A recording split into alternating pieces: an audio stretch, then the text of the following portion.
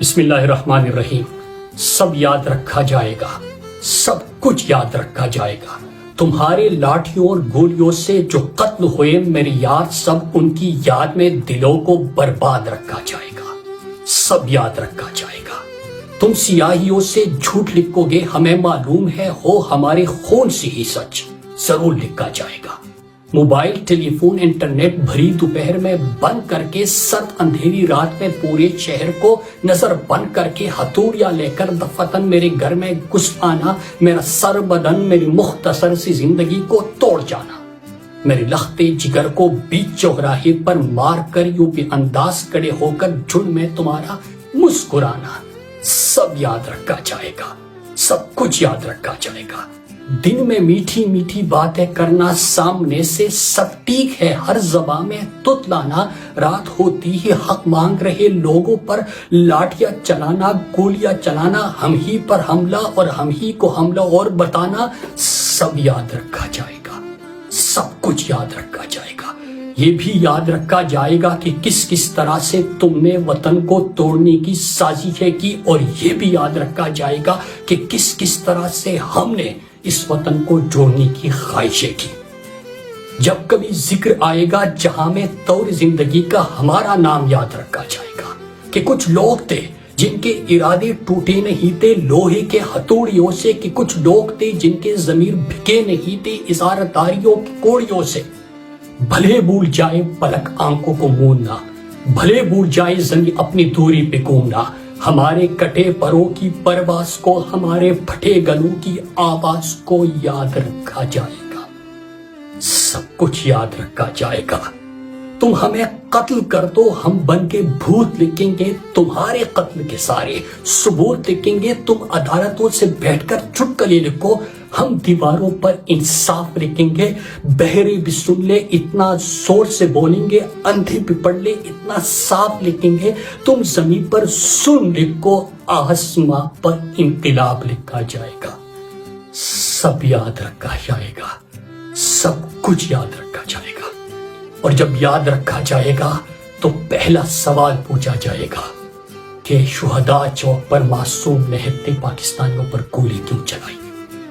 اور صرف یاد نہیں رکھا جائے گا بلکہ حساب لیا جائے گا۔ میرے پاکستانیوں،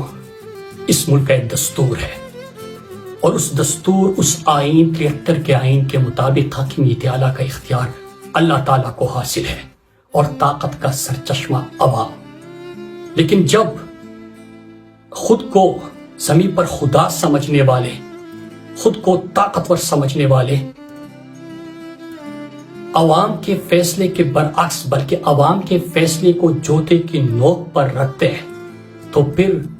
180 سیٹوں والوں کو ہرا کر 17 سیٹوں والوں کی حکومت بنتی ہے۔ اور جب ایسی ناجائز حکومت بنتی ہے تو پھر اسمبلیوں میں سیاست بکتی ہے، عدالتوں میں عدل بکتا ہے، تھانوں میں قانون بکتا ہے، محافظوں کے ہاتھوں اس ملک کا امن بکتا ہے، اور آخری ستون میڈیا کا سکرین بکتا ہے۔ میرے پاکستانیوں، ایک چیز جو پوری قوم ایکسپیکٹ نہیں کر رہی تھی، ہر جبر، ہر ظلم، بار بار ان کی سازشیں، ملک کو توڑنا، عوام کے اوپر ظلم کرنا، اغوا کرنا، لاپتہ کرنا، تشدد کرنا، آئین توڑنا، آئین کو پامال کرنا، سب کچھ یہ پاکستانی قوم ایکسپیکٹ کر رہی تھی۔ لیکن کبھی انہوں نے نہیں سوچا تھا جو چیز بلوچستان اور سابقہ فاٹا والوں نے دیکھا تھا، وہ اسلام آباد کے شہروں پہ، پاکستان کے ریڈ زون کے سامنے، ریڈ زون میں پوری دنیا نے دیکھا کہ یہ اپنے لوگوں پر بھی گولیاں چلاتے ہیں۔ جو قوم کا ایک مان تھا کہ یہ سب کچھ کر سکتے، اپنے لوگوں پر گولیاں نہیں چلا سکتے، وہ مان بھی ختم، وہ بھرم بھی ٹوٹ گیا۔ تو اس کے بعد میرے پاکستانیوں، جو چیز ہو گئی ہے تو اس کے بعد کیا نا امید ہو کے بیٹھ جانا ہے؟ یا یہ جب ایکسپوز ہو گئی تو اب اس ملک کو ایک مرتبہ ٹھیک ہونا ہے، کیونکہ اس کو ٹھیک تو ہونا ہی تھا، لیکن بنیاد غلط تھی، طریقہ غلط تھا، چہرے بے نقاب ہونے رہتے تھے، وہ سب کچھ ہو گیا۔ تو میرے پاکستانیوں، اب وہ ہونے جا رہا ہے، یہ دیوار گرنے والی ہے۔ 3 چیزیں میں اپنی پاکستانی قوم کے سامنے آج کہنا چاہتا ہوں۔ نمبر 1، پاکستان تحریک انصاف کے کارکنان سے سب سے پہلے میں مخاطب ہوں۔ کہ جب وہ بھرم بھی ٹوٹ گیا، وہ مان بھی نہیں رہا،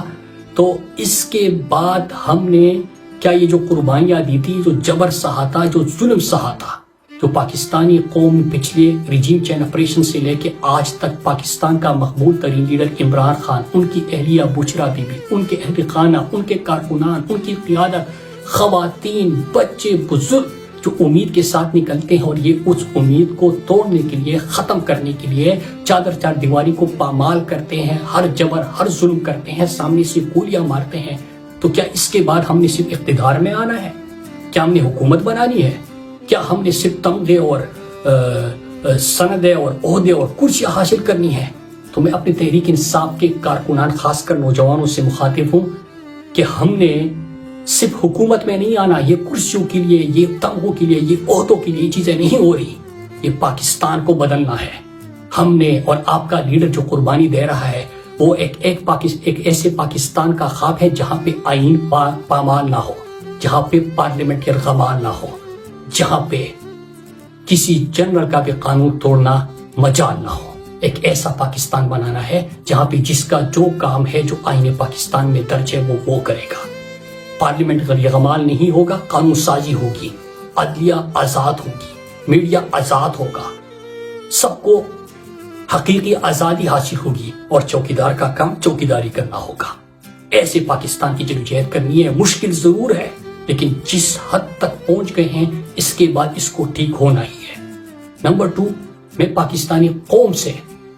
اپنے پاکستانیوں سے مخاطب ہوں کہ آپ نے بہت قربانیاں دی، آپ نے جس طرح کے ہزاروں نشان عمران خان کی یاد رکھے، جس طرح عمران خان کے نام پہ اور تصویر پہ پابندی لگی، اب ایک رشتہ بن گیا ہے۔ پہلے بحث ہوتی تھی مائنس عمران خان، پارٹی کو توڑنا، ان سب چیزوں کی، کوئی شخصیت آیا، کوئی گیا، کوئی کسی نے پارٹی جوائن کی، کسی نے چھوڑ دی، اب یہ بیچ میں کوئی نہیں ہے۔ پاکستانی قوم اور عمران خان کا ایک مضبوط رشتہ بن گیا ہے، اور رشتہ وہ پاکستان کو ہمیشہ کے لیے ٹھیک کرنا ہے۔ لیکن میرے پاکستانی جدوجہد آپ نے جاری رکھنی ہے، اور آپ نے بتانا ہے کہ آپ اس ملک میں کرایہ دار نہیں، اس کے مالک ہیں، اور آپ ہی اس کے بقا کے حتمی ضامن ہے۔ یہ ملک آپ کا ہے، یہ گھر آپ کا ہے، یہاں پہ آپ کی مرضی کے فیصلے ہوں گے، کوئی فرد واحد یا کوئی بیرونی طاقتیں پاکستان کے فیصلے نہیں کریں گے، یہ حق آپ نے ان سے چھینا ہے۔ تیسری چیز، سوشل میڈیا والے آئین کا ہر آرٹیکل لے کے آتے ہیں، اور جو یہ خود کو آئین اور قانون سے بالاتر سمجھتے ہیں وہ توڑتے ہیں، اس کا ذکر کرتے ہیں۔ یہ آپ تو جاری رکھیں گے، لیکن میں اپنے آئس سے فوریت کو کہتا ہوں کہ جب بھی آج سے آپ کے اسٹڈی سرکلز ہو، جب بھی آپ گفتگو کرے، جب بھی آپ کنونشن کرے، تو آئین پاکستان 73 کا آئین ملٹری آئین کی بات نہیں کر رہا جس طرح کے لوگوں کو اغوا کر کے ترامیم کی گئی۔ آپ نے آئینی حقوق اپنے سمجھنے ہیں، پھر ان طاقتور جو خود کو سمجھتے ہیں ان سے سوال کرنے ہیں، اپنا نشانہ سیدھا رکھنا ہے، ان سے سوال پوچھنے ہیں، اور نہ صرف آپ نے اسٹڈی سرکل میں یہ کرنا ہے بلکہ میں یوتھ اور ایسیپ کو میں نے ریکمنڈیشن دی ہے کہ اگلے سال سے جو بھی آپ کے کیبنٹ ممبر بنے گا اس کو آئین پاکستان حرف بحرف اس کو یاد ہو، اس کو اپنے حقوق کا پتہ ہو، تاکہ وہ بہتر انداز میں نمائندگی کر سکے۔ اور اس کے ساتھ ہی تمام تعلیمی اداروں میں جا کر آپ آئین پاکستان، اپنے حقوق اور اصل مقصد کی طرف، اور پاکستان کے اصل مسائل اور جو خواب ہم لے کے آئے ہیں کہ ہم ایک ایسا پاکستان بنانا چاہتے ہیں، حقیقی آزادی کیا ہے، وہ حقیقی آزادی لوگوں کو سمجھائے، آئین پاکستان سمجھائے۔ اس کے ساتھ آپ وہ بھی کریں، اور جو اگلا کیبنٹ آپ کا بنے گا ان کے اوپر انشاءاللہ ہم یہ لازم کریں گے۔ آپ سب کا میں شکریہ ادا کرتا ہوں۔ اسی طرح اپنی جدوجہد جاری رکھے۔ پاکستان زندہ باد۔